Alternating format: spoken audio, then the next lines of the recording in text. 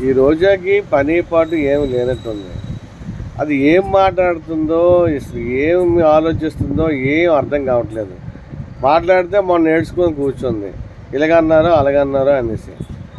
అసలు శుభ్రంగా మాట్లాడటం రాదా? శుభ్రంగా ఆలోచించడం రాదా? అసలు ఏంటి అసలు?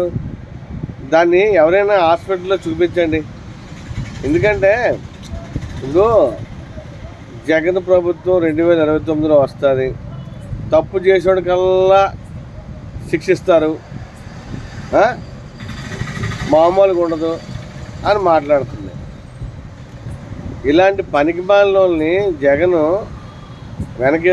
వెనకేసుకోవడం వల్ల కొంత జగన్ నష్టపోయాడు బాగాను.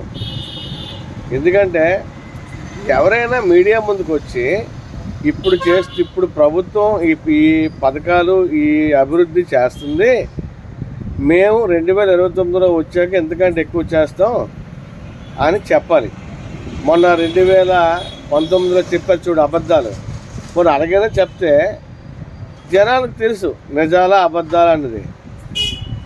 కానీ అబద్ధాలతోటే కదా 5 సంవత్సరాలు నెట్టుకొచ్చారు.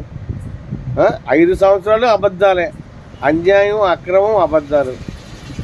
వాళ్ళు అబద్ధాలు ఆడే దాలికులు, అబద్ధాలు ఆడే మనుషులు కాబట్టి మళ్ళీ ఇప్పుడు మా మీడియా మీదకి వచ్చి వాళ్ళు అబద్ధాలు చెప్తే కొంతవరకు ఓకే.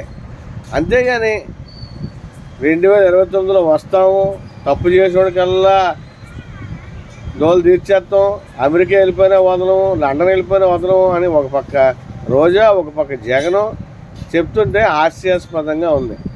రాజకీయం బాగా చేయడం నేర్చుకోవాలి ఫస్ట్. రెండోది, ప్రజలు రాజకీయ నాయకుల్ని ఎన్నుకోవడానికి కారణం మీరు యుద్ధాలు చేసుకొని అరెస్టులు చేయించుకొని ఫైట్లు చేస్తుంటే చూడడానికి కాదు, అభివృద్ధి చేయాలి. ఇప్పుడు చంద్రబాబు నాయుడు గారు చేస్తుంది ఏంటంటే అభివృద్ధి. గతంలో ఎవరెవరు ఏ పొరపాటు చేశారు, ఏ అన్యాయాలు చేశారు, ఏ అక్రమాలు చేశారు అని వాటిని వెలికి తీసి శిక్షిస్తున్నారు అంతే. పగా ప్రతీకారాలు మాత్రం కాదు. పగా ప్రతీకారాలే అయితే అందరూ అరెస్ట్ అయిపోవాలి. గతంలో చేసిన ఎమ్మెల్యేలు, మినిస్టర్లు, ఎంపీలు అందరూ అరెస్ట్ అయిపోవాలి. కానీ ఇక్కడ అది కాదు. ఆంధ్రప్రదేశ్ జనాభా కోరుకున్నది ఏంటంటే అభివృద్ధి. ఇప్పుడు ఈ అభివృద్ధిని ఇంకా పెంచాలి, ఇంకా బాగా చేయాలి అని ఒత్తిడి తేవాలి తప్ప మేము వస్తే పొడిచేస్తాం, మేము వస్తే తరివేస్తాం అనకూడదు. కొద్దిగా గ్రహించండి, ఓకేనా?